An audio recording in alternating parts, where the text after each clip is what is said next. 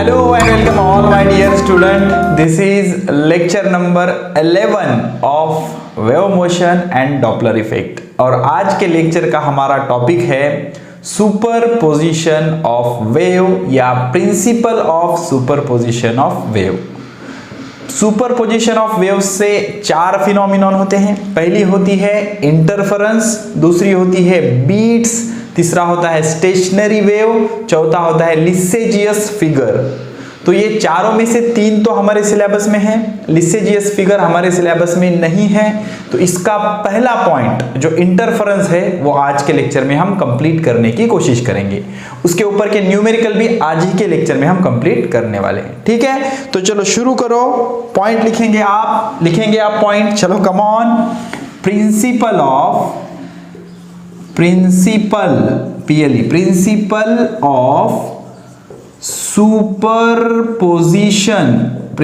Of superposition of wave. ठीक है, तो क्या करें, पहले समझाए क्या पहले लिखे? पहले समझा देते हैं। चलो ठीक है। तो होता क्या है बेटा, जो भी हमारे वेव्स होते हैं, वेव्स क्या होता है? एनर्जी। और वेव ट्रैवलिंग का फिनोमिनन हम 10 लेक्चर से पढ़ रहे हैं, आज 11वां लेक्चर है। ठीक है ना। तो क्या होता है, जब किसी मीडियम के पार्टिकल के पास एनर्जी आती है तो वो पार्टिकल ऑसिलेट करने लगता है। उसके ऑसिलेशन आगे पास होते हैं, ऐसे करके पार्टिकल जगह पे ही ऑसिलेट करेगा। एक तो ऐसे ऑसिलेट करेगा या ऐसे ऑसिलेट करेगा, दो टाइप के वेव्स होते हैं। तो ये ऑसिलेशंस आगे आगे बढ़ेंगे, पार्टिकल वहीं पे रहेगा, तो इसको बोलते हैं वेव्स। इसको क्या बोलते हैं? वेव्स। तो वेव्स का एक बेसिक फंडा क्या है कि पार्टिकल्स सिंपल हार्मोनिक मोशन करते हैं। मान लो ये मेरा पार्टिकल है, इसके पास एक वेव आ गया, ऐसे एक वेव आ गया, मतलब एनर्जी आ गई, पार्टिकल नहीं आ गया, एनर्जी आ गई। तो जैसे ही इसको एनर्जी मिली, ये ऑसिलेट करने लगेगा with some amplitude A1। Okay, अब ये वेव आया और चला गया, उसका एम्पलीट्यूड कितना था? A1।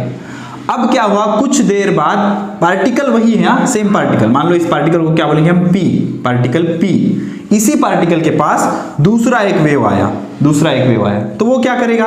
इसको ऑसिलेट करवाएगा। इस वेव की वजह से वो ऑसिलेट होगा with some different amplitude A2। Same भी हो सकता है, उसी टाइप का वेव होगा, उतने ही एनर्जी का वेव होगा, तो उतनी ही एम्पलीट्यूड से ऑसिलेट हो गया और ये चला गया।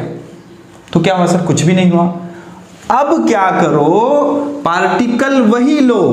अब पार्टिकल वही लेना मतलब मीडियम चेंज नहीं करना है, वही मीडियम, सेम मीडियम में दोनों वेव अगर एट अ टाइम आ गए, एक ही बार आ गए, तो ये पार्टिकल किसको रिस्पॉन्ड करेगा? वेव नंबर 1 को या वेव नंबर 2 को?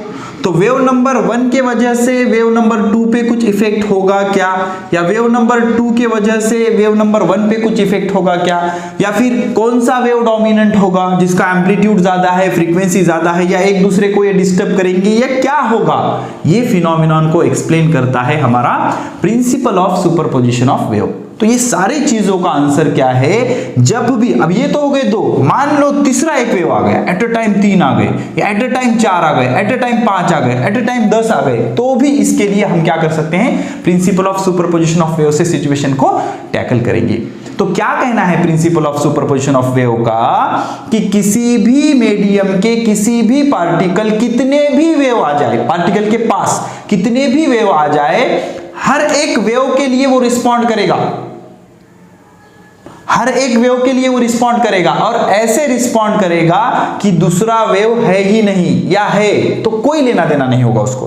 तो वो पार्टिकल हर वेव को रिस्पॉन्ड करेगा, और कुछ इस तरह से रिस्पॉन्ड करेगा कि दूसरा वेव नहीं है, और अपना अपना इंडिविजुअल डिस्प्लेसमेंट वो प्रोड्यूस करेगा। फिर नेट इफेक्ट क्या होगा सर? वहां पर नेट इफेक्ट सारे डिस्प्लेसमेंट का वेक्टर एडिशन होगा, और एक नया वेव बनेगा, उसको बोलेंगे सुपर वेव या सुपरपोजिशन ऑफ वेव। क्या बोलेंगे उसको? Superposition of wave. अब इसके कुछ एग्जांपल बताता हूं मैं आपको। मान लो ये पार्टिकल P है, इसके पास पहले वेव का क्रेस्ट आया जिसका एम्पलीट्यूड 5 है, दूसरे वेव का क्रेस्ट आया जिसका एम्पलीट्यूड 6 है। तो इस पार्टिकल को पहले वेव ने 5 से ऊपर लेके गया, दूसरे वेव ने 6 से ऊपर लेके गया, तो रिजल्टेंट कितना हो जाएगा? 11। अब और एक चीज क्या हो सकती है, पहले वेव ने 5 से ऊपर ले गया, दूसरे वेव ने 6 से नीचे लाया, मतलब पहले का क्रेस्ट और दूसरे का ट्रफ। तो पहले ने 5 से ऊपर लेके गया, दूसरे ने 6 से नीचे लेकर आया, तो नेट क्या होगा, 1 नीचे। ठीक है, मान लो 3 वेव आए, 5 6 4, 5 से ऊपर 6 से ऊपर, 5 से ऊपर 6 से ऊपर, 4 से नीचे, तो नेट डिस्प्लेसमेंट कितना होगा? 6 और 5 ऐड हो जाएंगे बिकॉज सेम डायरेक्शन में, क्रेस्ट पे क्रेस्ट, लेकिन 4 वाला ट्रफ है तो माइनस हो जाएगा, 6 और 5 11, 11 माइनस 4 कितना? 7, सिंपल। तो ये क्या है sir? This is vector addition, इन दोनों का डायरेक्शन सेम था इसलिए ऐड हो गया, इसका डायरेक्शन अपोजिट था इसलिए सब्सट्रैक्ट हो गया। ठीक है, तो क्या कहते हैं? व्हेन 2 और मोर वेव, 2 या 2 से ज्यादा भी हो सकते हैं, when 2 or more wave arrive at a point of medium simultaneously. अब ऐसा तो नहीं होगा ना कि सपोज ये पॉइंट है, इसके पास एक वेव आ गया 6 वाला, अब वो निकल कर चला गया, आगे चला गया, फिर 5 वाला आया, तो फिर इसका और इसका कोई लेना देना नहीं ना। तो होना क्या चाहिए? दोनों वेव एट अ टाइम आना चाहिए। तो इस पार्टिकल के पास अगर 2 या 2 से ज्यादा वेव एट अ टाइम आएंगे तो हर एक वेव अपना अपना डिस्प्लेसमेंट प्रोड्यूस करेगा और दूसरे वेव से उसको कुछ लेना देना नहीं होगा। हर एक वेव अपना डिस्प्लेसमेंट प्रोड्यूस करेगा, वहां पे अपने एनर्जी के हिसाब से उसको ऑसिलेट करवाएगा और पहले वेव का दूसरे को और दूसरे वेव का पहले को कुछ लेना देना नहीं होगा, वो एक दूसरे को डिस्टर्ब नहीं करेंगे। तो each wave produce its own displacement. तो रिजल्टेंट नेट इफेक्ट क्या होगा? वहां पर नेट इफेक्ट कुछ इस तरह से होगा कि वहां पर जितने भी डिस्प्लेसमेंट हो रहे हैं उनका वेक्टर एडिशन कर देना है। मतलब अगर वो दोनों का क्रेस्ट हो रहा होगा तो ऐड होंगे, एक का क्रेस्ट दूसरे का ट्रफ सब्सट्रैक्ट होंगे, सिंपल है। तो सिंपल सा principal of superposition of wave है, when 2 or more wave arrive मतलब आना, when 2 or more wave arrive at a point of medium simultaneously, एक ही बार आना चाहिए, then each wave produce its own displacement। तो क्या होगा? हर वेव अपना अपना डिस्प्लेसमेंट प्रोड्यूस करेगा, हर वेव अपना अपना डिस्प्लेसमेंट प्रोड्यूस करेगा एंड नेट डिस्प्लेसमेंट, वहां पर नेट डिस्प्लेसमेंट कितना होगा? Net displacement at that point is vector sum of displacement due to each wave. Vector sum कर देना है, सबके डिस्प्लेसमेंट का वेक्टर एडिशन कर देना है, तो एक नया वेव बनेगा। उस वेव, नए वेव को क्या बोलेंगे? Superposition of wave. क्या बोलेंगे? Superposition of wave. ठीक है ना? तो ये मैं आपके लिए लिख देता हूं, जो ऐसी चीजें होती हैं, ऐसी चीजें आपको याद होनी चाहिए ताकि कॉन्फिडेंस आता है, या फिर थ्योरी एग्जाम में भी ऐसी चीजें बहुत बार पूछी गई हैं। ठीक है, चलो तो लिखो, स्टेटमेंट लिखो, मैं भी लिख देता हूं आपके लिए ताकि आपको भी स्क्रीनशॉट लेने आए, या लिखने वाले बच्चे लिख भी सकते हैं। ठीक है, लिखना बेटा, okay.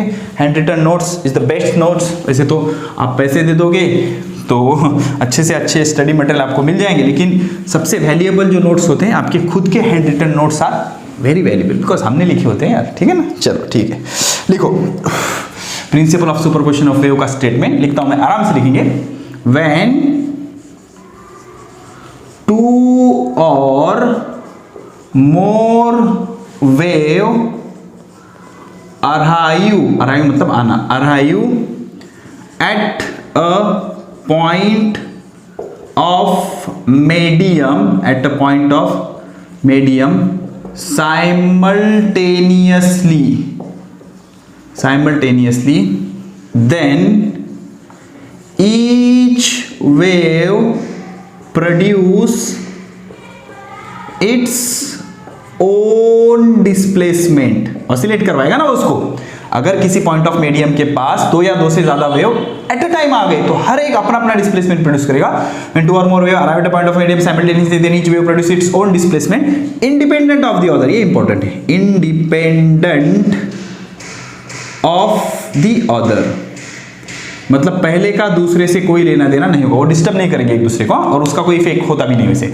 When 2 or more wave arrive at a point of medium simultaneously, then each wave produces its own displacement independent of the other, and the net displacement at that point is vector sum मतलब addition of displacement due to each wave is called superposition of wave। superposition of wave, इसको क्या बोलेंगे? Superposition of wave. And this principle is applicable to all type of wave. This principle is applicable to all type of wave. ठीक है, अब देखो sound wave, light wave, हर तरह के वेव के लिए एप्लीकेबल है। ठीक है, मान लो हमारे पास अब यहां पर सुपरपोजिशन करेंगे हम। देखो सुपरपोजिशन करेंगे। देखो आराम से देखो बेटा, अच्छे से एंजॉय करो इसको, देखो चलो ठीक है, देखो अब हाँ, देखो देखो देखो देखो मेरे भाई, देखो सीखो पढ़ो, चलो देखो बा, ठीक है ठीक है ठीक है। तो this is my wave number 1, crest trough, okay. इसका एम्पलीट्यूड जो है वो है A1, this is my wave 1, और ये है मेरी वेव 2, थोड़ा सा एम्पलीट्यूड इसका ज़्यादा लेंगे, ओके। तो this is my wave number 2, इसका एम्पलीट्यूड A2। तो ये दोनों वेव अगर इस पॉइंट के पास एट अ टाइम आए तो ये वेव इसको A1 एम्पलीट्यूड से उठाएगा, ये वेव इसको A2 एम्पलीट्यूड से उठाएगा, तो नेट एम्पलीट्यूड बढ़ जाएगा इसका, ऐसे देखो, हाँ देखो ये ऐसा ऐसे। तो ये सुपरपोजिशन ऑफ वेव है, this is the superposition of wave या सुपरपोजिशन ऑफ वेव। तो पहले पार्टिकल ने, पहले वेव ने इसको A1 से उठाया, दूसरे ने A2 से उठाया, तो ये क्या हो जाएगा A1 प्लस A2, ओके। और निगेटिव डायरेक्शन में ये A1 से नीचे लाएगा, A2 से नीचे लाएगा, तो this is minus A1 plus A2, सिर्फ डायरेक्शन चेंज हुई, ऐड ही होने वाले। क्रेस्ट पे क्रेस्ट आया, ऊपर चढ़ जाएगा, ट्रफ पे ट्रफ आया, नीचे चला जाएगा। अब इसमें और क्या हो सकता है, और क्या हो सकता है, मान लो अब छोटी बनाता हूं डायग्राम में, this is my first wave, okay, and this is my second wave. अब ये दोनों ऐड हो रहे हैं, तो पहले का क्रेस्ट दूसरे के ट्रफ पे, तो होगा क्या, अब इस पॉइंट के पास ये और ये वेव एट अ टाइम आ गए, तो पहले का क्या आएगा क्रेस्ट, पहले का क्या आया क्रेस्ट, दूसरे का ट्रफ, तो इसने A1 से ऊपर लेकर गया और इसने A2 से नीचे लेकर आया। तो हम क्या मानेंगे कि सपोज इस सिचुएशन में ये और ये सिचुएशन अलग अलग है, suppose A1 greater than A2 है, A2 भी ले सकते हो, कोई फर्क नहीं पड़ता, A1 ग्रेटर देन A2 है, तो नेट डिस्प्लेसमेंट क्या होगा, A1 माइनस A2, तो थोड़ा सा ऊपर चला जाएगा ये, फिर नीचे भी ऐसे ही आएगा, ठीक है। तो ये जो एम्पलीट्यूड होगा इसका आपकी बार A1 माइनस A2।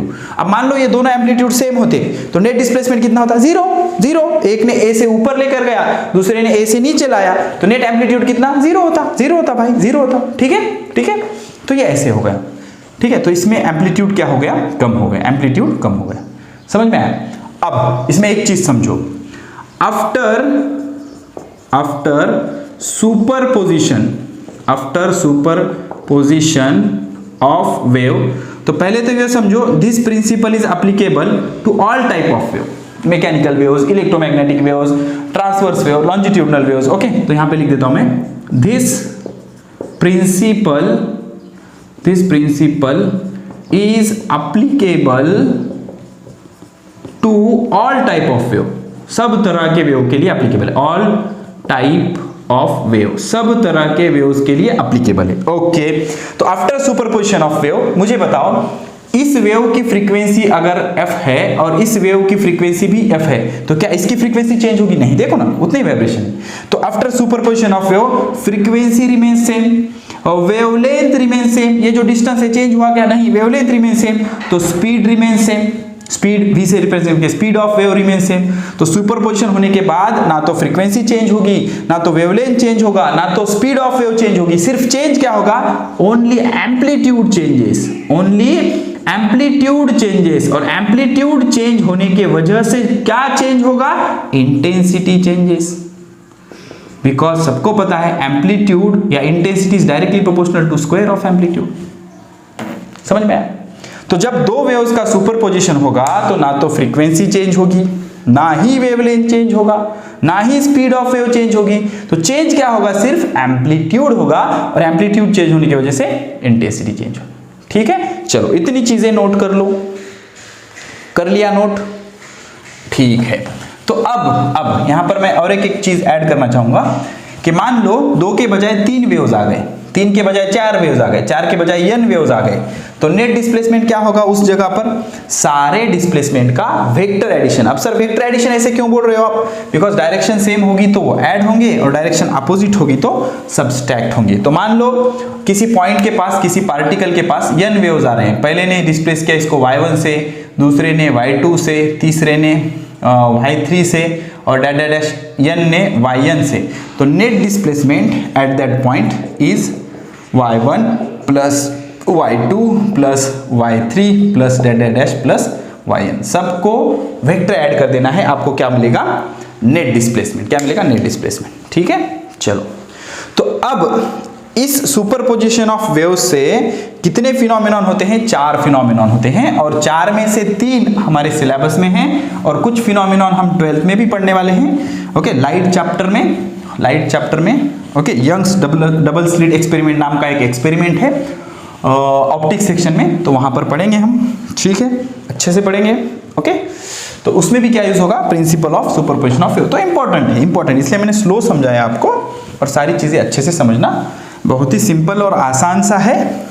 किसी मीडियम के पार्टिकल के पास अगर एक से ज्यादा वेव्स एट अ टाइम आ जाते हैं तो हर वेव अपना अपना डिस्प्लेसमेंट प्रोड्यूस करेगा, एक दूसरे को डिस्टर्ब नहीं करेंगे, और जो नेट डिस्प्लेसमेंट होगा सभी का वेक्टर एडिशन होगा।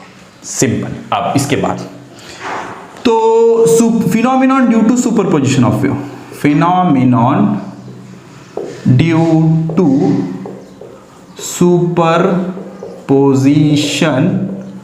Of wave. तो कितने फिनोमेनॉन होते हैं? 4 फिनोमेनॉन होते हैं। ओके, पहली फिनोमेनॉन नंबर 1 इंटरफेरेंस। अब इसको तो आज ही हम क्लियर करने वाले हैं इसी लेक्चर में, इंटरफेरेंस। इसके न्यूमेरिकल भी करेंगे, इंटरफेरेंस। सेकेंड वन बीट्स का फिनोमेनॉन, बीट्स नॉर्मली ये लाइट साउंड में होता है, सॉरी किस में होता है? साउंड में होता है। Third one stationary wave, stationary wave ये आएगा इसी चैप्टर में है, आएगा stationary wave.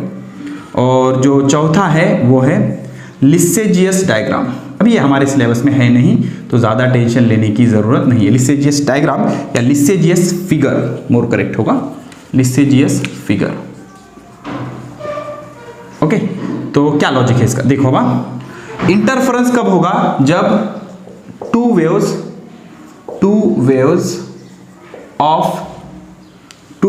Of equal frequency and almost equal या स्लाइटली डिफरेंट भी बोल सकते हैं, ऑलमोस्ट इक्वल एम्पलीट्यूड। अलग अलग होती है, मतलब ज्यादा डिफरेंस नहीं होता उसमें। ओके, तो दोनों की फ्रीक्वेंसी सेम चाहिए, और दोनों का एम्पलीट्यूड ऑलमोस्ट सेम चाहिए, थोड़ा सा डिफरेंट होता है। ओके, और बीट्स किस में होते हैं? ऑलमोस्ट सेम फ्रीक्वेंसी, मतलब अलग अलग होगी, ऑलमोस्ट सेम होगी लेकिन थोड़ी सी डिफरेंट होगी, ऑलमोस्ट सेम फ्रीक्वेंसी। ठीक है, मतलब ज्यादा डिफरेंस नहीं होना चाहिए इसमें, एक 50 है एक 500 है, ऐसा नहीं चलेगा। 5 6 6 7 8 10 ऐसे चलेगा। ओके, ऑलमोस्ट सेम फ्रीक्वेंसी, लेकिन एग्जैक्ट सेम भी नहीं चलेगी, थोड़ा सा डिफर होना चाहिए, लेकिन डिफरेंस ज्यादा बड़ा नहीं होना चाहिए। एम्पलीट्यूड सेम होने से अलग होने से इसमें कुछ फर्क नहीं पड़ता। स्टेशनरी वेव में आइडेंटिकल वेव होने चाहिए, आइडेंटिकल वेव्स। अब इसमें और इसमें फर्क क्या है? Almost same frequency, wave travel in same direction, एक ही डायरेक्शन में वेव ट्रेवल होनी चाहिए। ओके, और यहां पर आइडेंटिकल वेव मतलब फ्रीक्वेंसी भी सेम, एम्पलीट्यूड भी सेम, सब कुछ same, identical wave along same path in opposite direction. देखेंगे डिटेल में, सिर्फ इंट्रोडक्शन है। अपोजिट डायरेक्शन कैसे होनी चाहिए? अपोजिट, तो क्या बनेंगे? Stationary wave. और लिसेजियस फिगर क्या होता है? परपेंडिकुलर डायरेक्शन में सुपरपोजिशन होता है। फ्रीक्वेंसी एम्पलीट्यूड का कोई यहाँ पर मतलब उसको मेंशन नहीं किया गया है। सुपरपोजिशन इन परपेंडिकुलर डायरेक्शन, मतलब हमने क्या बोला कि भाई मान लो इस पार्टिकल के पास एक वेव ऐसा आया जिसने इसको ऐसे ऑसिलेट कराया और एक ने ऐसे ऑसिलेट कराया, मतलब एक ट्रांसफर और एक लॉन्जिट्यूडनल वेव आ गया, एक ट्रांसवर्स वेव और एक लॉन्जिट्यूडनल वेव। तो क्या होगा? तो भी सेम लॉजिक अप्लाई होगा, इसका नेट डिस्प्लेसमेंट यहां पर आएगा, दोनों का वेक्टर एडिशन। ठीक है, लेकिन ये हमारे सिलेबस में है नहीं वैसे। ठीक है, तो इसको बोलते हैं लिसेजियस फिगर। ओके, एक ट्रांसवर्स वेव और दूसरा लॉन्जिट्यूडनल वेव। इस टाइप का अगर आ गया परपेंडिकुलर डायरेक्शन में सुपरपोजिशन। ठीक है, तो इंटरफेरेंस, दोनों waves same frequency, exact same frequency चाहिए, ऐसे सोर्स को कोहेरेंट सोर्स बोलते हैं। दो सोर्स का अगर फ्रीक्वेंसी एग्जैक्टली सेम होगा, अब एग्जैक्टली सेम होने से क्या होता है वो मैं बताऊंगा, अभी बताने वाला हूं, इसके स्टार्टिंग में ही बताऊंगा आपको। ठीक है ना, तो फ्रीक्वेंसी एकदम सेम चाहिए, एम्पलीट्यूड थोड़ा सा फर्क होना चाहिए, ज्यादा नहीं। और ये जो प्रिंसिपल ऑफ सुपरपोजिशन है, नोट लिखो, note principal of superposition is applicable for small amplitude only, small amplitude only, सिर्फ स्मॉल एम्पलीट्यूड के लिए एप्लीकेबल है, ठीक है। और बीट्स कब सुनाई देंगे? जब ऑलमोस्ट सेम फ्रीक्वेंसी चेंज होगी लेकिन डिफरेंस ज़्यादा नहीं होना चाहिए, 10 11 12 13 ऐसा, ठीक है ना। Waves travelling in the same direction, travelling in the same direction. Stationary wave exactly identical wave, सब कुछ same, travelling on the same path but in opposite direction. और लिसेजियस फिगर मतलब दोनों वेव्स अगर एक दूसरे से परपेंडिकुलर ऑसिलेट हो रहे हैं तो लिसेजियस फिगर होगा, ओके। तो आज के लेक्चर का हमारा टॉपिक है इंटरफेरेंस, क्या? इंटरफेरेंस, ठीक है। तो चलो ये सारी चीजें नोट कर लो और नया पॉइंट लिखो, इंटरफेरेंस। क्या लिखेंगे आप? इंटरफेरेंस। चलो ठीक है, तो इंटरफेरेंस लाइट का भी हो सकता है या साउंड का भी हो सकता है, हाँ, ठीक है। चलो लिखो, हेडिंग लिखो, interference.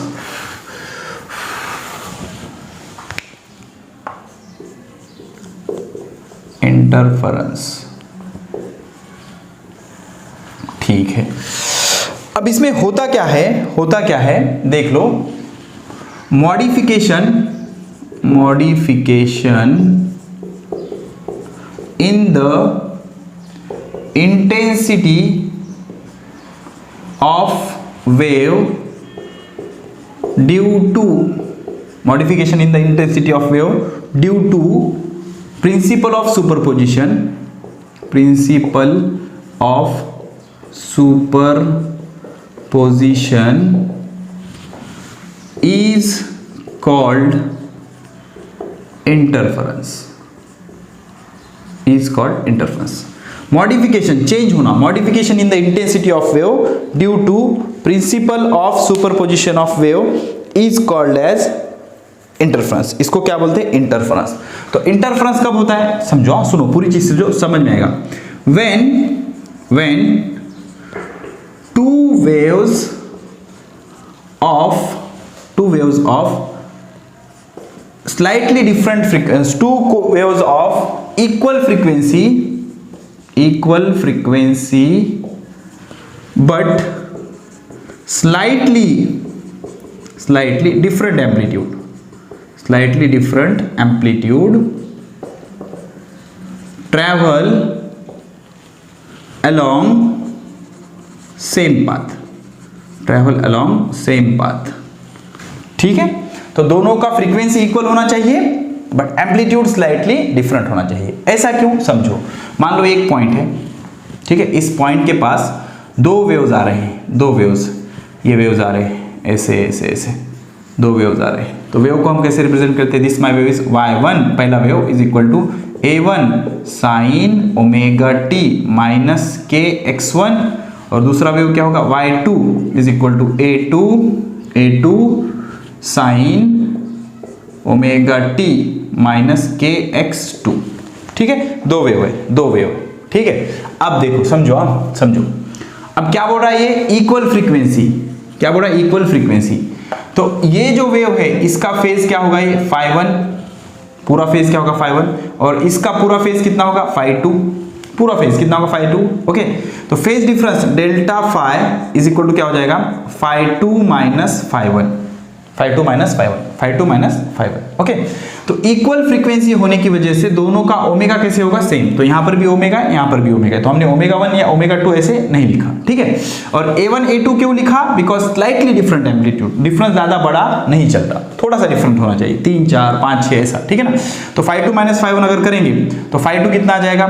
Omega t minus k x2 in other bracket minus omega t minus k x1, ठीक है। तो ये माइनस माइनस माइनस प्लस, तो ये plus omega T minus omega T क्या हो जाएगा? Cancel.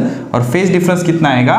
k common in bracket x1 minus x2, k common in bracket x1 minus x2। तो याद रखना, this phase difference does not change with time. इसमें time है क्या? नहीं है, तो ये फेज डिफरेंस टाइम के हिसाब से चेंज नहीं होगा। तो कोहेरेंट सोर्स का क्या मतलब होता है? समझो, कोहेरेंट सोर्स मतलब हैविंग सेम फ्रीक्वेंसी। अब इससे कुछ समझ नहीं आता, मतलब फ्रीक्वेंसी सेम है तो कोहेरेंट बोल रहे, इसका क्या फायदा? इसका ये फायदा होगा कि किसी एक पॉइंट पे फेज डिफरेंस हमेशा कांस्टेंट रहेगा, ओके, फेज डिफरेंस टाइम पे डिपेंड रहेगा क्या, फ्रीक्वेंसी सेम होने की वजह से ओमेगा टी क्या हो गया, कैंसल, तो टाइम फैक्टर निकल गया।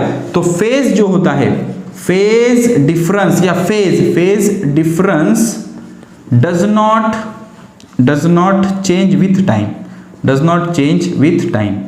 अगर दो सोर्स कोहेरेंट होंगे तो फेज डिफरेंस टाइम के हिसाब से चेंज नहीं होगा। क्यों नहीं चेंज होगा, बिकॉज कोहेरेंट सोर्स मतलब दोनों की फ्रीक्वेंसी सेम मतलब दोनों का ओमेगा सेम, और हम फेज के अंदर का डिफरेंस निकालेंगे तो ये ओमेगा टी कैंसिल हो जाएगा। अब मान लो ये सेम नहीं होता, फ्रीक्वेंसी सेम नहीं होती, तो क्या होता, ये मेरा ओमेगा 2 हो जाता, ये मेरा ओमेगा 1 हो जाता, और यहां से क्या होता, omega 2 minus omega 1 into T.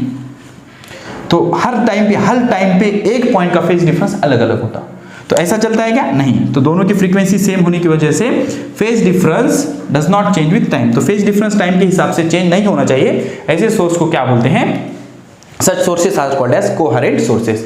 तो अब सर ये क्या है, modification in the intensity of sound due to superposition of wave. तो क्या होता है, इंटरफेरेंस के दो टाइप होते हैं, there are two types of interference, समझना बेटा, टू टाइप्स ऑफ इंटरफेरेंस, ठीक है। तो एक होता है कंस्ट्रक्टिव इंटरफेरेंस, कैसा, कंस्ट्रक्टिव इंटरफेरेंस, और दूसरा होता है डिस्ट्रक्टिव इंटरफेरेंस, कैसा, डिस्ट्रक्टिव इंटरफेरेंस।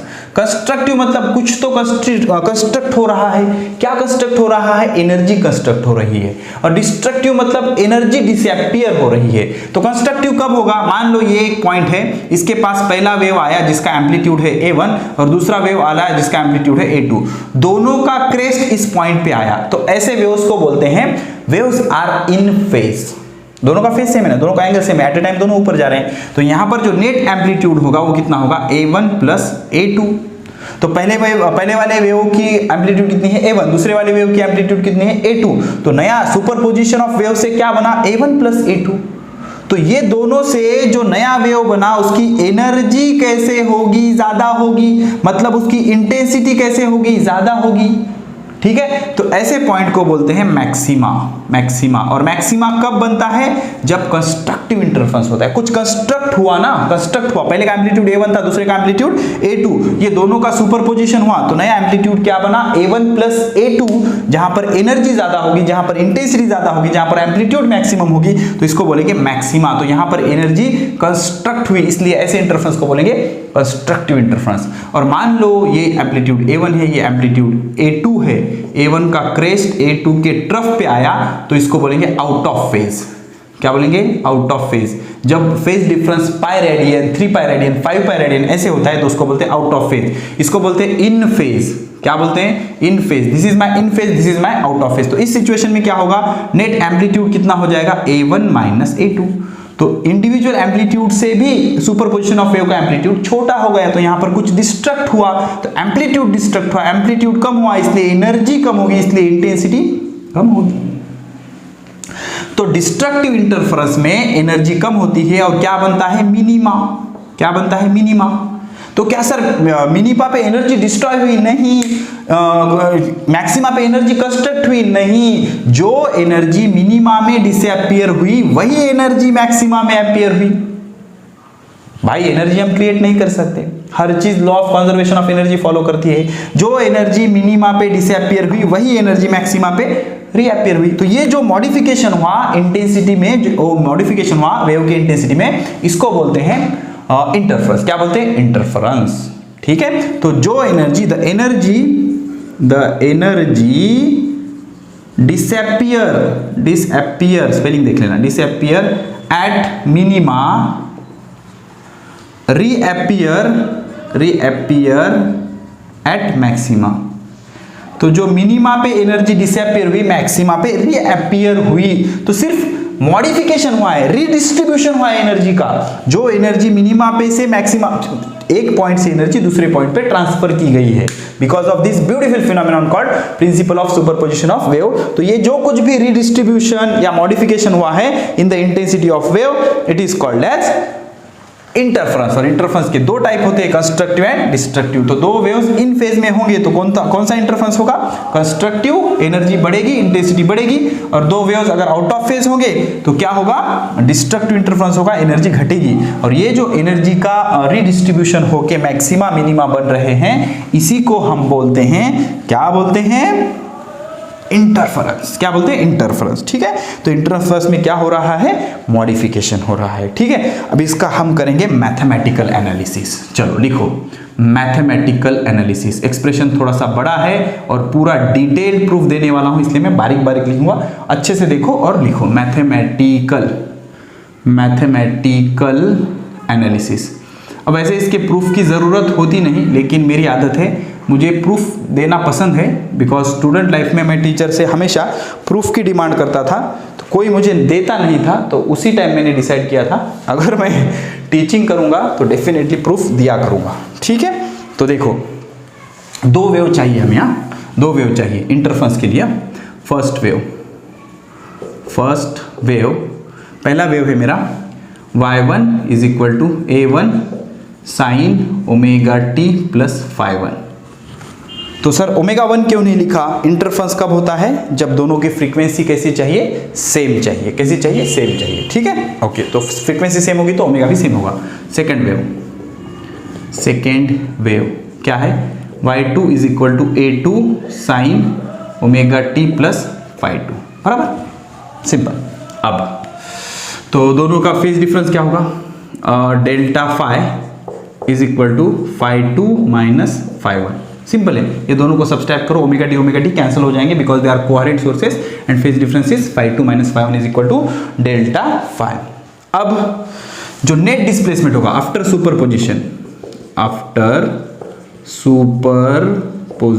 सुपरपोजिशन होने के बाद जो नेट डिस्प्लेसमेंट होगा that is y is equal to y1 plus y2। So y is equal to y1 क्या है, a1 sine omega t plus phi1 और plus a2 sine omega t plus phi2। अब इसका प्रूफ दे रहा हूं, जिसको proof पसंद नहीं है 10-15 मिनट वीडियो को भगा लेना आप, ठीक है ना। तो y इज इक्वल टू, अब ये sine of a plus b, इसका फॉर्मूला क्या होता है, sine a cos b cos a sine b। अब इतना तो आना चाहिए यार, a1, अब इसको सॉल्व करेंगे तो क्या आएगा, ब्रैकेट में sine a cos b, this is my a, this is my b, sine a cos b plus cos a sine b, cos a sine b। Visible है सब? Let me check. अरे दिख रहा है ना भाई, ठीक है, ओके। और ये प्लस का प्लस a2 का a2 in bracket sign a, फिर से यहाँ पर फॉर्मूला यूज होगा, साइन a कॉस b, लेकिन अब यहाँ पर phi2 है b, plus cos a sine b, sine a cos b cos a sine b, perfect. Okay, अब क्या करेंगे, ब्रैकेट सॉल्व कर लो, a1 से मल्टीप्लाई करेंगे तो ये हो जाएगा a1 sine omega T cos phi1 plus यहाँ पर भी आ जाएगा a1। ओके, यहाँ पर ब्रैकेट सॉल्व करेंगे तो इसको a2 से मल्टीप्लाई कर दो और यहाँ पर भी क्या आ जाएगा, प्लस a2, ठीक है। अब अच्छे से देखो, यहाँ का साइन ओमेगा टी और यहाँ का साइन ओमेगा टी कॉमन निकलेगा, तो ये दोनों टर्म को ऐड कर दो तो y इज इक्वल टू आ जाएगा, साइन ओमेगा टी अगर कॉमन ले लोगे साइन ओमेगा टी तो क्या बचेगा, देख लो अच्छे से देखो बेटा, a1 cos phi1, बरोबर, a1 cos phi1 plus a2 cos phi2। बड़ा है एक्सप्रेशन, हार्ड नहीं है। अब इसको देखो, इन दोनों में से क्या कॉमन निकलेगा, cos omega t plus cos of omega t in bracket a1 sine phi1 plus a2 sine phi2, ठीक है, लिखते जाओ, सिर्फ मैथमेटिक्स है इसमें, कोई रॉकेट साइंस नहीं है। ओके, इतना लिख लिया। अब यहां पर आता है एक प्यारा सा सब्स्टिट्यूशन। क्या सब्स्टिट्यूशन है, देखो इसको ऐड करता हूं मैं, क्या, a1 cos phi1 plus a2 cos phi2, इसके जगह रखेंगे, देखो a1 cos phi1 plus a2 cos phi2। a1 और a2 दोनों एम्पलीट्यूड ऐड होने के बाद नेट एम्पलीट्यूड मिलेगा कैपिटल ए, cos का एडिशन, cos और phi1 और phi2 दोनों फेज ऐड होके नेट एम्पलीट्यूड मिलेगा थीटा। कितना मिलेगा, थीटा। ओके, तो दोनों एम्पलीट्यूड ऐड हो गए और उसका जो फेज डिफरेंस मिला वो मिला थीटा। क्या मिला, थीटा, ठीक है। अब उसके बाद a1 sine phi1 plus a2 sine phi2 is equal to a sine theta. a1 a2 का resultant a, cos phi1 phi2 का net angle theta, A1 A2 का नेट A, साइन की जगह साइन, phi1 phi2 का addition theta.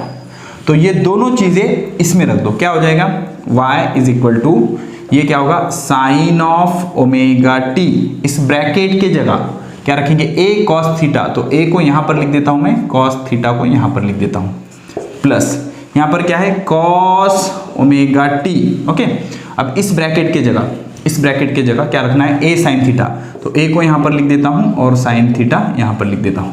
इन दोनों में से common क्या निकलेगा a, अंदर क्या बचेगा sin omega T cos theta plus cos omega T sin theta.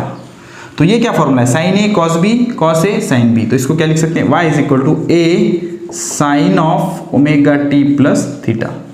तो इन दो वेव्स का ये सुपरपोजिशन वेव है, दोनों को ऐड करने पर वेव ही आया। अब देखो इसमें सिर्फ इसका एम्पलीट्यूड चेंज हो गया, साइन का साइन ही रहा, ओमेगा कैसे है सेम, और फेज चेंज हो गया।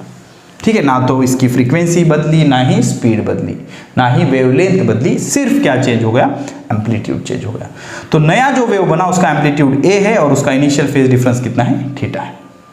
ठीक है, now I have to find out resultant amplitude, expression for resultant amplitude. Resultant amplitude कितना होगा, तो इसको मैं दूंगा equation number 1, equation number 2।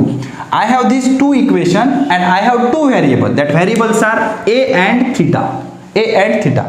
What I know A1 because wave मैंने सेलेक्ट किया है। I know phi1 फेज पहले का पता है मुझे, A2 पता है, phi2 पता है, लेकिन मुझे A और थीटा जो नया वेव बन रहा है उसका मुझे A नहीं पता, थीटा नहीं पता।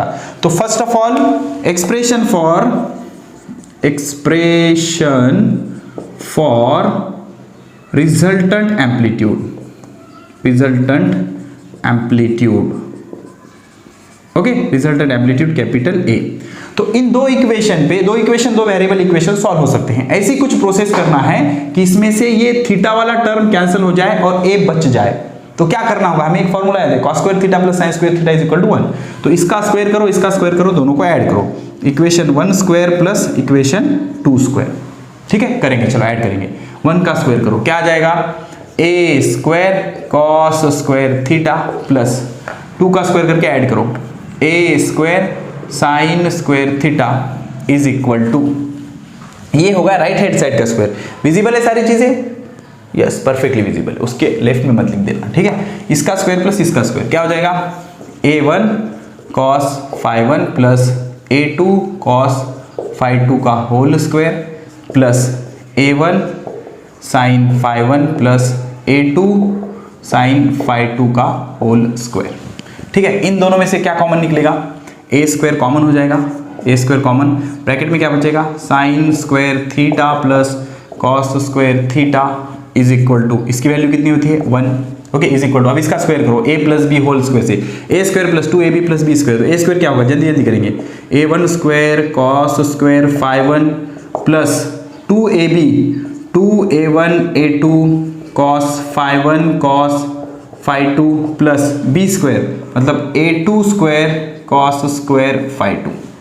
ठीक है, a square plus 2ab plus b square. वैसे ही इसको भी सॉल्व करो, a स्क्वायर मतलब a1 square sine square phi1 plus 2a1 a2 sine phi1 sine phi2 plus b square मतलब a2 square sine square phi2। ठीक है, अब ये तो कैंसिल हो गया, इसका बचा क्या a स्क्वायर। अब थोड़ा सा डायरेक्ट करता हूं मैं, बहुत टाइम पास हो जाएगा। इन दोनों में से a1 स्क्वायर कॉमन निकलेगा, a1 स्क्वायर कॉमन निकलेगा, ब्रैकेट में क्या बचेगा cos square phi1 plus sin square phi1 is equal to 1। समझते हो ना, प्लस ये दो टर्म देखो, इन दोनों में से क्या कॉमन निकलेगा a2 स्क्वायर कॉमन निकलेगा, a2 स्क्वायर, ब्रैकेट में क्या बचेगा cos square phi2 plus sin square phi2 is equal to 1, plus इन दोनों में से क्या कॉमन निकलेगा 2a1 a2, ब्रैकेट में क्या बचेगा cos phi1 cos phi2 plus sin phi1 sin phi2। अब ये किसका एक्सपांशन है, cos a cos b plus sin a sin b मतलब cos of a minus b। cos of a minus b का formula क्या होता है cos a cos b plus sin a sin b। तो cos a cos b plus sin a sin b का जो expansion होगा a square is equal to a1 square plus a2 square plus 2a1 a2, और इसको short में इसका अगर हम फॉर्मूला यूज करें इसमें तो cos of phi1 minus phi2 या phi2 minus phi1, because cos of negative theta is equal to cos theta, ऐसे होता है, ठीक है। तो cos of phi1 minus phi2, cos of phi1 minus phi2, तो cos of phi1 minus phi2 मतलब इसके जगह मैं लिख सकता हूँ delta phi, phase difference. phi1 minus phi2 भी चलेगा, phi2 माइनस phi1 भी चलेगा, तो ये आया a square is equal to a1 square plus a2 square plus 2a1 a2 cos of delta phi। चलो लिख लो, इतना लिख लो, ठीक है। नोट करो जल्दी जल्दी नोट करो। लिख लिया आपने, स्क्रीनशॉट भी ले सकते हो, एक बार जरूर लिखना यार, इस एक्सप्रेशन को एक बार जरूर लिखना, ठीक है ना, प्यारा सा एक्सप्रेशन है। लिख लिया। चलो अब देख लो हमने क्या किया, हमारे पास पहला वेव था y1 is equal to a1 sine omega t plus phi1, second wave था y2 is equal to a2 sine omega t plus phi2, तो दोनों का सुपरपोजिशन किया तो नया वेव मिला y is equal to a, capital A sine omega t plus theta. तो नया जो वेव बना वो भी क्या था, एक वेव ही था with some modified intensity, with some modified amplitude, same period, same frequency, same wavelength, ठीक है ना, ये चीजें समझनी चाहिए, ठीक है। तो देखो हुआ क्या, हमारे पास पहला वेव था y1 is equal to a1 sine omega t plus phi1, दूसरा वेव था y2 is equal to a2 sine omega t plus phi2, दोनों को सुपर इम्पोज किया तो नया वेव मिला y is equal to a sine omega t plus theta with proof. हाँ, हवा में कुछ भी बात नहीं की मैंने अभी तक, सारी चीजों का मैथमेटिकल प्रूफ मैं आपको दे चुका हूं। तो a का एक्सप्रेशन क्या आया, a square is equal to a1 square plus a2 square plus 2a1 a2 cos delta phi is a phase difference, square इधर जाके स्क्वायर रूट हो जाएगा तो a is equal to under root of a1 square plus a2 square plus 2a1 a2 cos of delta phi is phase difference between two wave. Now I have to find out the value of theta, तो theta की भी value पता कर सकते हैं। तो हमने equation 1 और 2 क्या था हमारा, a cos theta is equal to a1 cos phi1 plus a2 cos phi2। a sine theta क्या था, a1 sine phi1 plus a2 sin phi2, this is my equation 1, this is my equation 2, so you have to just divide equation 2 by 1, 2 को 1 से divide कर दो तो क्या हो जाएगा, 2 को 1 से डिवाइड करोगे तो a कैंसिल हो जाएगा, sin बाय cos क्या आएगा, tan of theta is equal to 2 की राइट हैंड साइड क्या है, ये bracket a1 sin phi1 plus, चलो लिख देता हूँ यार, ठीक है, मैंने पहले डिसाइड किया था कि मैं कंटाला नहीं करूंगा लिख देता हूँ आपके लिए, चलो a1 sine phi1 plus a2 sine phi2 divided by a1 cos phi1 plus a2 cos phi2। जो चीज़ें आसान लगती है वही चीज़ें एग्जाम में धोखा देती हैं, tan इधर जाके tan इनवर्स, तो theta will be tan inverse of ठीक है, लिखता हूँ हंसो मत बे, sine phi1 plus a2 sine phi2 divided by a1 cos phi1 plus a2 cos phi2, ठीक है। So this is expression for theta, net initial phase, ठीक है। लिख लो, इतनी चीजें लिख लिया, ओके। चलो तो आपका अभी इसका ज्यादा यूज नहीं है वैसे थीटा का, आपका पहला वेव था y1 is equal to a1 sine omega t plus phi1। देखो बाबा अब इसको इंटेंसिटी के फॉर्म में कैसे लिखते हैं हम, देख लो आराम से देख लो। तो हम सुपरपोजिशन किसका कर रहे हैं, दो वेव्स का। पहला वेव्स क्या है, y1 is equal to a1 sine omega t plus phi1, दूसरा वेव है y2 is equal to a2 sine omega t plus phi2। नया वेव कौन सा बना, y is equal to a sine omega t plus theta. दोनों की frequency change नहीं हुई, नई वेव की फ्रीक्वेंसी के साथ बदला क्या, सिर्फ एम्पलीट्यूड बदला, और ये एम्पलीट्यूड का फॉर्मूला है a square is equal to a1 square plus a2 square plus 2a1 a2 cos of delta phi, where delta phi is phase difference, it may be phi1 minus phi2 or phi2 minus phi1, doesn't matter because वो cos के अंदर है। cos of minus theta क्या होता है, cos theta, तो phi1 minus phi2 या phi2 minus phi1 से फर्क नहीं पड़ता। अब मेरे पास दो वेव है, दो वेव का एम्पलीट्यूड अलग है तो दोनों की इंटेंसिटी भी अलग अलग होगी। तो what is the formula for intensity of wave? Intensity I is equal to 1/2 rho v a omega whole square.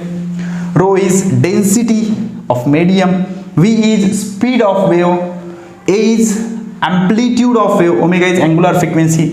तो I इज इक्वल टू, इसको सॉल्व करोगे तो 1/2 rho v a square, omega की जगह 2 पाई एफ रखोगे तो 4 पाई स्क्वायर एफ स्क्वायर, तो 2 2 जा 4, तो इंटेंसिटी का फॉर्मूला आएगा 2 pi square f square rho v a square.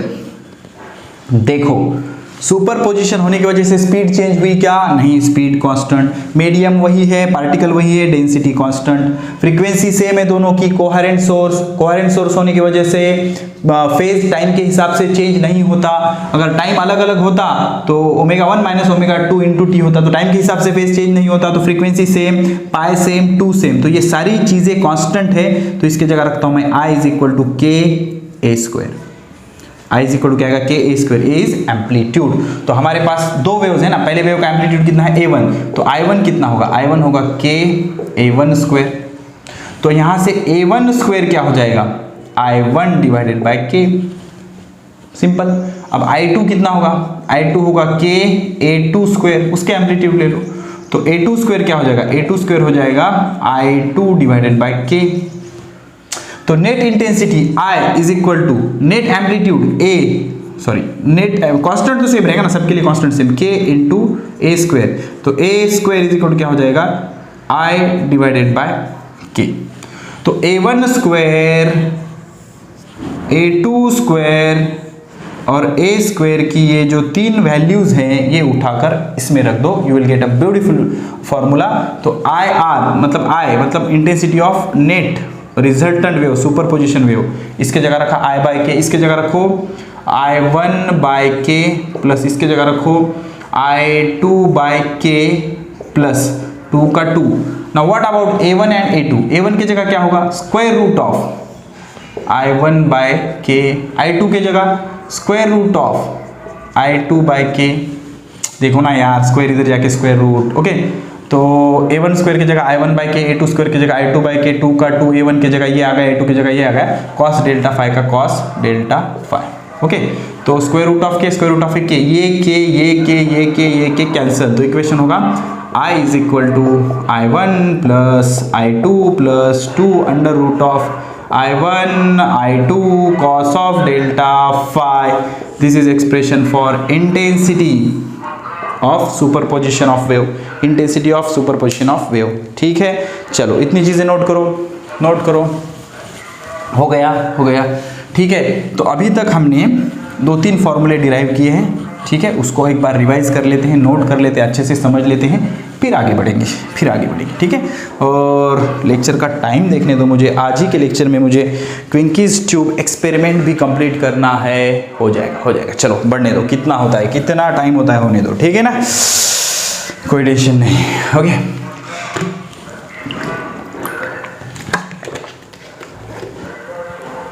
Okay, तो पहला वेव क्या है?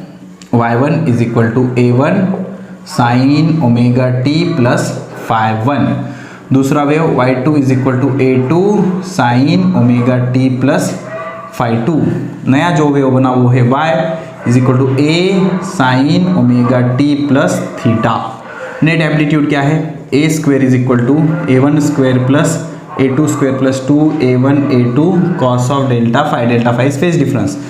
I is equal to intensity of resultant wave, I is equal to I1 plus I2 plus 2 root I1 I2 into cos of delta phi. इतनी चीजें होगी। ठीक है, अब देखो हमारे पास दो टाइप के इंटरफेरेंस है। एक है कंस्ट्रक्टिव इंटरफेरेंस जो ऑलरेडी मैं इसको आपको बता चुका हूं, और दूसरा होता है डिस्ट्रक्टिव इंटरफेरेंस। ठीक है, constructive interference and destructive interference. तो what is mean by constructive interference? देखो, कंस्ट्रक्टिव इंटरफेरेंस मतलब जहां पर मेरा एम्पलीट्यूड मैक्सिमम होगा तो मेरी इंटेंसिटी भी मैक्सिमम होगी। ओके, तो उस पॉइंट को बोलेंगे कंस्ट्रक्टिव इंटरफेरेंस। तो रिजल्टेंट एम्पलीट्यूड का फॉर्मूला क्या है? A square is equal to A1 square plus A2 square plus 2A1 A2 cos of delta phi. तो इसमें A1 A2 तो फिक्स रहेगा, वेरी कौन कर सकता है? सिर्फ कॉस डेल्टा फाई। तो A मैक्स या A मैक्स आने के लिए, I मैक्स आने के लिए इस इक्वेशन में क्या मैक्सिमम होना चाहिए? Cos delta phi should be maximum. तो कॉस डेल्टा फाई मैक्स होना चाहिए। तो मैक्सिमम वैल्यू क्या होती है इसकी? 1 होती है। कॉस की मैक्सिमम वैल्यू कितनी होती है? 1 होती है। तो ठीक है, 1 रखेंगे। तो 1 रखेंगे तो क्या हो जाएगा? 1 रखेंगे तो क्या हो जाएगा? A square is equal to A1 square plus A2 square plus 2A1 A2, इसकी वैल्यू 1। तो इसको क्या लिख सकते हैं? A1 plus A2 whole square, A1 plus A2 whole square. तो A square is equal to A1 plus A2 whole square. तो square इधर आके स्क्वायर रूट, तो A क्या हो जाएगा? A या A मैक्स बोलेंगे अब इसको हम। A max is equal to A1 plus A2। ठीक है, A1 प्लस A2। तो कॉस डेल्टा फाई मैक्सिमम मतलब 1 आने के लिए डेल्टा फाई के वैल्यूज क्या होनी चाहिए? जब आपका डेल्टा फाई 0 होता है तभी भी ये 1 होता है। 0 के बाद 2 पाई पे, उसके बाद 4 पाई पे, उसके बाद 6 पाई पे, मतलब even multiple of pi, even multiple of pi. ठीक है, अगर इतना फेज डिफरेंस होगा तो कॉस डेल्टा फाई की वैल्यू 1 होगी, इंटेंसिटी मैक्सिमम होगी, एम्पलीट्यूड मैक्सिमम होगा, उसको बोलेंगे कंस्ट्रक्टिव इंटरफेरेंस। सिंपल। ओके, अब उसके बाद इंटेंसिटी का फॉर्मूला क्या होगा? I is equal to I1 plus I2 plus 2 under root of I1 under root of I2, इसकी वैल्यू कितनी आई? 1 आई। तो इंटेंसिटी क्या हुई है? मैक्सिमम इंटेंसिटी होगी। क्या होगी? मैक्सिमम इंटेंसिटी होगी। अब इसको हम कैसा लिख सकते हैं? Root I1 square plus root I2 square plus 2 root I1 root I2। A square plus 2AB, A square plus B square plus 2AB, इसको कैसे लिख सकते हैं? Root I1 plus root I2 whole square. तो मैक्सिमम इंटेंसिटी का formula क्या है? I max is equal to under root of I1 plus under root of I2 whole square. या फिर एम्पलीट्यूड मैक्सिमम का formula A1 plus A2, intensity maximum का formula under root of I1 plus under root of I2 whole square, under root of I1 plus under root of I2 whole square. ठीक है, लिख लिया? इतनी चीजें लिख लिया। अब यही चीजें डिस्ट्रक्टिव इंटरफेरेंस के लिए, तो डिस्ट्रक्टिव इंटरफेरेंस होने के लिए क्या चाहिए? आपका एम्पलीट्यूड मिनिमम चाहिए, और एम्पलीट्यूड मिनिमम होगी तो इंटेंसिटी भी मिनिमम होगी, इंटेंसिटी भी मिनिमम होगी। तो इंटेंसिटी मिनिमम होने के लिए ये जो कॉस डेल्टा फाई की वैल्यू है, cos delta phi should be minimum, और मिनिमम कितनी होती है? 0।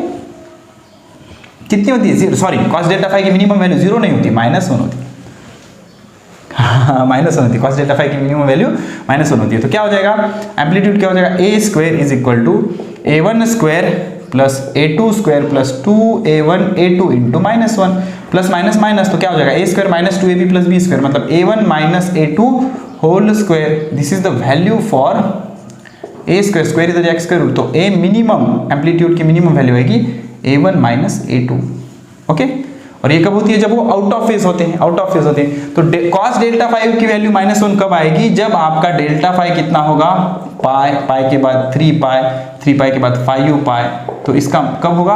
Odd multiple of pi. जब आपका phase difference odd multiple of pi होगा तब cos डेल्टा फाई की वैल्यू -1 आएगी और आपकी इंटेंसिटी एम्पलीट्यूड मिनिमम हो जाएगी।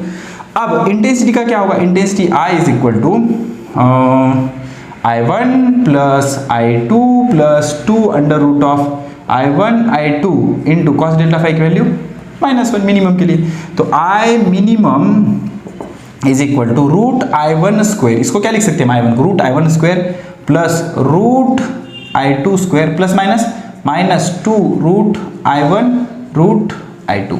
तो A square minus 2AB plus B square, इसको क्या लिख सकते हैं हम? Root of I1 minus root of I2 whole square. ठीक है, so this is the minimum intensity, minimum intensity. ठीक है, चलो इतनी चीजें नोट करो। लिख लिया?